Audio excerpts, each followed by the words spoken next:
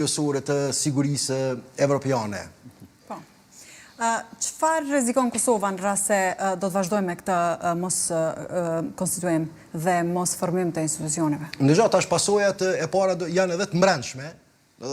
Ajo që unë jam i shqetësuar, do të vazhdimi i kësaj amullie krijon e para pasoja të mbrëmshme në planin demokratik, sepse ne kemi një qeveri e cila realisht është në detyrë, institucione që mirën me monitorimin e proceseve në Kosovë kanë bërë qartë, kanë dëshmuar se si ka marrë vendime të vazhdueshme ky ekzekutiv, dhe në anën tjetër kemi një kuvend i cili nuk po arrin të konstituohet, që është njëri prej mekanizmeve kryesor që ushtron kontroll mbi ekzekutivin. Praktikisht jemi në një situatë ku kemi një ekzekutiv që nuk i nënshtrohet kontrollit parlamentar, dhe kjo është jashtëzakonisht e dëmshme dhe e papranueshme për një sistem demokratik. Në bazë të modelit çfarë ne e kemi, modelit sepse ne jemi demokraci parlamentare kushtetuese, parlamenti është institucioni kryesor i cili do thotë përjashtot ashtë gjykatat ato ushtrojnë kontroll tjetër mbi abuzimet e mundshme të qeverisë, mirë, po parlamenti është institucioni kryesor i cili ushtron kontroll mbi ekzekutivin, sepse ajo është sovrani, është mekanizmi kryesor ku qytetarët e Kosovës se materializojnë vullnetin e tyre politik, dhe pamundësia për të konstituuar ky organ na ka pru na lënë në këtë amulli ku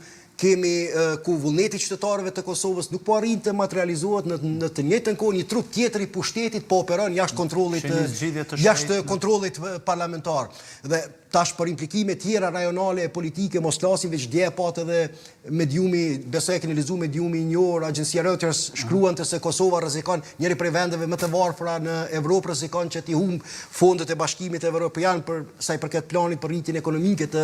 Ballkanit Perëndimor, mos flasim për kostën e mredshme ekonomike, sociale që gjithnjë më tepër po agravohet. Pra pasojat janë të shumëfishta në këtë drejtim. Humbjet si ndërkombëtare ashtu edhe vendore, thuajse do duhet një listë gjatë për t'i përmendur të gjitha që janë për Kosovën. Është domosdoshme dhe nevojshme të konstituohen organet dhe të gjendet një rrugëzgjidhje për të dalë nga kjo blokadë. Nëse nuk gjendet, do thotë atëherë vendi rrezikon të shkojë në zgjedhje të reja të jashtëzakonshme, përsëri me marrëveshje politike. Që do shkojë apo mendon se partitë politike donë se pas këtyre 20 seancave nuk arritën ta gjejnë një kompromis mes vete, do të lëshojnë deri diku njëra pe. Duke parë disponimin e tyre dhe Dëgjoj, nëse ne tash unë jam i prirur të interpretoj vetëm qëndrimet publike. Pra pasken çka mund të ketë ajo është tjetër çka, duke u bazuar në qëndrime publike të subjekteve politike, nuk duket në horizont ende asnjë mundësi për ndonjë kompromis politik, për një marrëveshje politike. Partia fituese e zgjedhjeve vazhdon të qëndrojë pa lëkundër në pozicionin e saj për emrin e nominuar për krye parlamentare, dhe në të njëjtën kohë subjekte tjera politike po ashtu në pozicionin e tyre se nuk do të bëjnë lëshime sa i përket votimit të zonjës Albolena Haxhio. Pra, në këtë situatë pa u konstituar fillimisht kuvendi. Nëse kjo do të ishte një realitet i paprecedent politik në historinë e Kosovës, nëse shkohet në zgjedhje, do thotë nëse shkohet prej zgjedhjeve në zgjedhje. Ne e dimë gjithë që deri më tani është e vërtetë që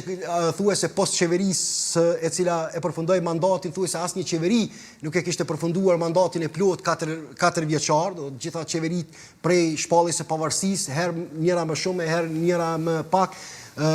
ose për shkak të shpërbërjes së kuvendit, ose për shkak të rrëzimit të qeverive, asnjëra nuk e kishte arritur ta përfundonte mandatin e plot 4 vjeçar me përjashtim të qeverisë Kurti 2, por për herë të parë ne do të hynim në një terren ku do të shkohet prej një parë zgjedhjeve në zgjedhje të reja, pa arritur që të konstituohen organet që kanë dalur nga vullneti i qytetarëve të Kosovës, po e zëm në zgjedhjet e fundit sikur që janë këtu në rastin e 9 shkurtit. Dhe kjo është simptoma e një krize shumë thellë politike e cila dominon në Kosovë, për arsye që thash, për shkak të shqetësimeve që ekzistojnë sa i përket presioneve ndërkombëtare, por edhe për shkak të sjelljeve paraprake që ndërmjet subjekteve politike që janë akumuluar ndër vite, origjina e cilës për mua shtrihet tek prej vitit 2014, sepse të gjitha kanë bashkëpunuar njëra me tjetrën, të gjitha kanë qenë partnerët qeverisë njëra me tjetrën, dhe se secila ka dalur e pakënaqur në raport nga nga qasja që kanë pasur ndaj njëra tjetrës dhe i ndjek pas një lloj fantazme e shijes pabesise e tradhtisë, çfarë i ka bërë që të ngurojnë të mos kenë vullnet për një kompromis politik në rrethanat në të cilat ndodhemi dhe që të bunkerizohen brenda istikameve të tyre partijake me shpresën se kjo pritje të dëmtoj palën tjetër. Nëse shohim edhe diskursin politik që dominon aktualisht, këtë betejë politike sot është reduktuar në atë se cili është fajtori i madh për këtë blokadë. Jo që të gjendet zgjidhja, por cili është fajtori i madh, kush po e bllokon procesin, në mënyrë që nëse eventualisht shkohet në këtë variantin e zgjedhjeve, atëherë kjo të përdoret si armë politike. Në gjitha partitë do ta ndajnë fajin në përgjithësi me qenë se po flasin për fajin, apo ndonjëra prej tyre ka më shumë përgjegjësi në këtë rast? Ndëgjoj tash në rastin konkret, do thotë janë të paqarta apo subjektet opozitare sa i përket strategjisë së tyre për të ballafaquar me lëvizjen vetëvendosje. Është e drejtë e tyre, unë këtë nuk mund t'ja rekomandoj ta votojnë apo të mos e votojnë Albulena Agjiun. Disa herë edhe kam thënë që Albulena Agjiu është vetëm preteksti një arsye tjetër. Mirë, po secila prej tyre kanë deklaruar që bllokada aktuale i konvenon vetëm Albin Kurtit. Nëse i analizojmë me vëmendje eksponentët të gjitha partive politike, kushtimisht po i quajmë opozitare në terma teknik, sepse ende nuk kemi pushtet edhe opozit, kanë deklaruar se kjo blokad aktualisht po i konvenon kryeministrit në detyrë Albin Kurti. Por me mosveprimin e tyre, ato një farë mënyre po janë ndihmojnë atë që po i konvenoj ka kryeministrit në detyrë. Një situatë e tilla i konvenon realisht dikujt? Të marrë parasysh si elementet që i përmendëm, duket si ju konvenon të gjitha subjekteve politike, sepse e para për çarsye sepse